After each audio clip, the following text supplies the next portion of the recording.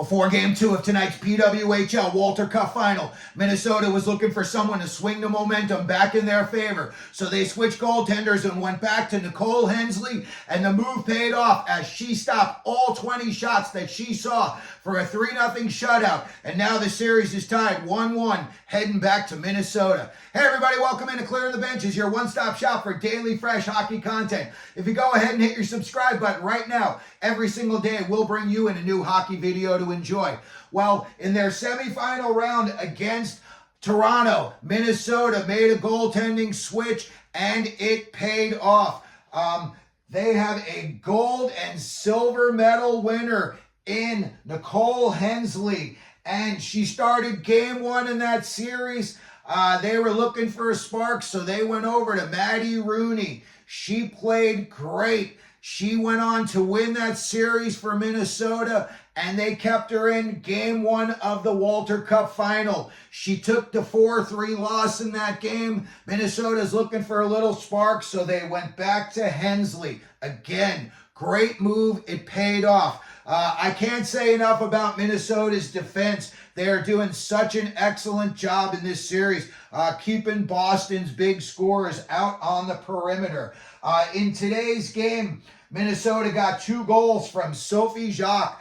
She scored 1 in the first period and had an empty netter at the end of the game. Every shift she was out on the ice, you heard her name being called in the telecast. She had a really incredible game today. She was just all over the ice. And somebody else who's red hot right now for Minnesota is Michela Cava. She opened the scoring in the first, and now she's got 4 points in just 2 finals games. When we look at Boston, today their power play let them down. They were 0 for 4 with just 2 shots on goal. Their goaltender, Erin Frankel, stopped 20 of 22 shots, but she lost her first game of the playoffs, and now she is 4-1. Kaylee Fratkin played an awesome game as well. You heard her name a lot during the broadcast, and after the game, she was voted the 3rd star of the game. One observation I made about Boston, especially in the 3rd period, Hilary Knight looks frustrated, and that could be bad news for Minnesota heading into Game 3. In that 3rd period, you saw her starting to put her head and her shoulder down, and she was starting to look unstoppable. It's very Nathan McKinnon-like. He puts that shoulder down, and you cannot take the puck away from him. Hilary Knight today, I saw a couple of times, you could tell she was just getting mad. She got that puck on her stick, and nobody was going to take it away. And she's like a magnet just going straight to the net with the puck. I really love the way she plays. But again, they're going to need her to get on track if they're going to get if they're going to win this series, and especially with the next 2 games back up in Minnesota. Minnesota has a chance to close out this series at home.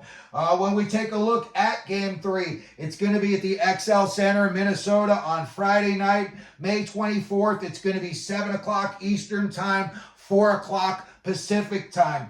For Boston to win that game, they're going to need a way to start getting Minnesota on the perimeter like Minnesota is doing to them.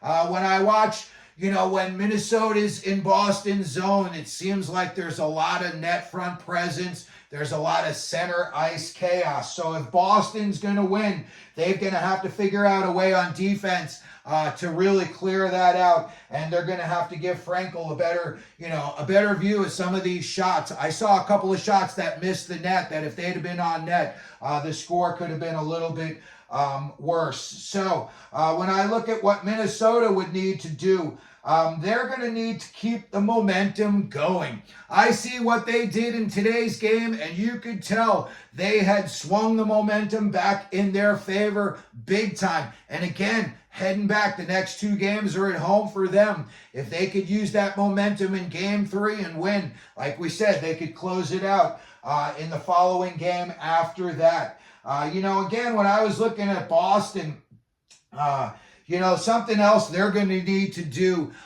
Minnesota's got Liz Sheepers, and I'll tell you what, I was watching her today. Very impressive she's got 4 points in the playoffs. So Boston is going to have to figure out a way, you know, even if it's just getting in front of these girls. Sometimes I see these girls, they get this big head of steam, and, you know, you wonder why the defenseman just doesn't cut them off, or maybe the wing, you know, just tries to angle them off to the side. But that's something that Boston is definitely going to have to do if they're going to win this series. And again, when I look at Minnesota, to me, they just have to make sure that Hillary Knight doesn't take over the game and single-handedly destroy them.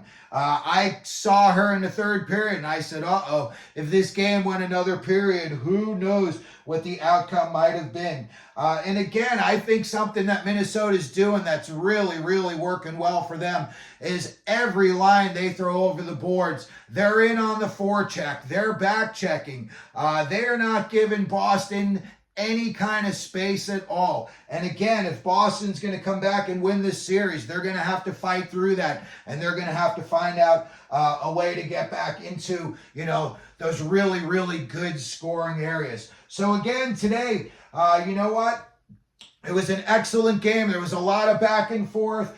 Minnesota did get the 3-0 win, and they are going back home. So these next 2 games are going to be very exciting. So that's going to do it for today's video. We just wanted to give you a recap of today's game. Hopefully you got a chance to watch the game. I watched it on YouTube. I'll tell you what, the quality of it was excellent. The commenting on it was excellent. I really enjoyed that experience today. So let me know what you think down in the comment section. Let me know who you think is going to win this series. If you could, please hit the like button, hit the subscribe button, and as we always do here at Clearing the Benches, let them know you're out there.